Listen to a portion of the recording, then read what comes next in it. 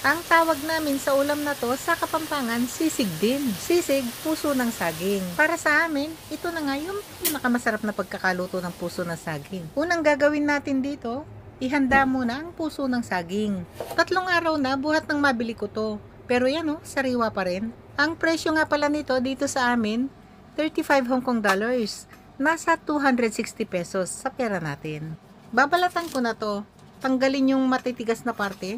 Ang ititira ko lang dito yung malambot na parte nito. Sa sukat naman ng pagkakahiwa, ganito na talaga yung nakagisnan namin pagkakahiwa nito. Pero para sa may gusto ng ibang pagkakahiwa, okay lang din yun. Ang pinaka-importante kasi dito, masunod kung anong gusto natin at kung saan tayo masaya. Bago nga pala maghiwa, ihanda na muna ang tubig na may asin at suka.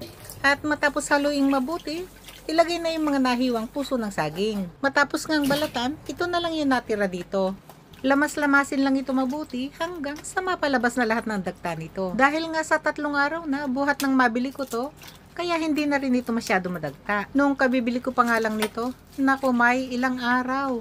Amoy na amoy ko talaga yung dagta nito sa kusina. At dahil nga rin sa nilamas ito sa tubig na may asin at suka, kaya yung dagta hindi na nanikit sa kamay ko. Matapos nga itong lamas-lamasin sa tubig na may asin at suka, uhugasan ko pa ito ng ilang beses hanggang sa makitang malinaw na yung tubig na pinaghugasan nito.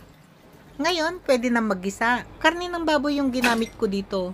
Yung dun sa dulo ng ribs, kaya malambot yung buto. Para mapalambot, naglagay ako dito ng 2 kutsara ng tubig. Takpan, saka nalutuin hanggang sa maubusan na ito ng tubig.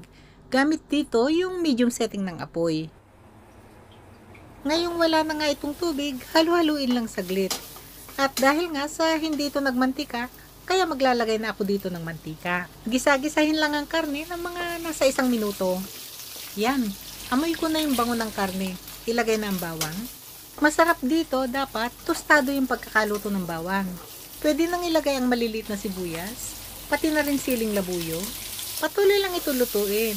Gisa-gisahin hanggang sa maamoy na yung bango ng mga sibuyas. Masarap na pangalat dito ang patis. Maglagay ng 2 kutsara. Para nga pala mapatingkad ang lasa ng patis, lutuin ito ng 1 minuto. Ilagay na itong mga napigang puso ng saging. Timplahan na ng chicken powder, durog na paminta, at konting asukal pambalansin ng lasa. Patuloy pa itong lutuin ng 1 minuto, saka na maglagay ng tubig. Haluin lang saglit. Takpan, saka pa ito lutuin ng 5 minuto. O kaya naman ay hanggang sa mapalambot na ang puso ng saging. Gamit dito yung medium setting ng apoy. Ngayong napalambot na ang puso ng saging, pwede nang timplahan ng suka. Lutuin ng 2 minuto. Huwag mo nang haluin. At matapos nga ang 2 minuto, ngayon pwede na itong haluin. Tikman para maihusto ang lasa. Manyaman Para sumakto ang lasa, magdadagdag pa ako dito ng 1 kutsarita ng paminta. Patuloy lang itong lutuin hanggang sa makuha na yung gustong lambot ng pagkakaluto ng puso ng saging. Kung maamoy nyo lang, nako talaga naman nakakagana. O yan na ready to serve na to. Pero, di ba kung na naman yung nasikan niya na mo?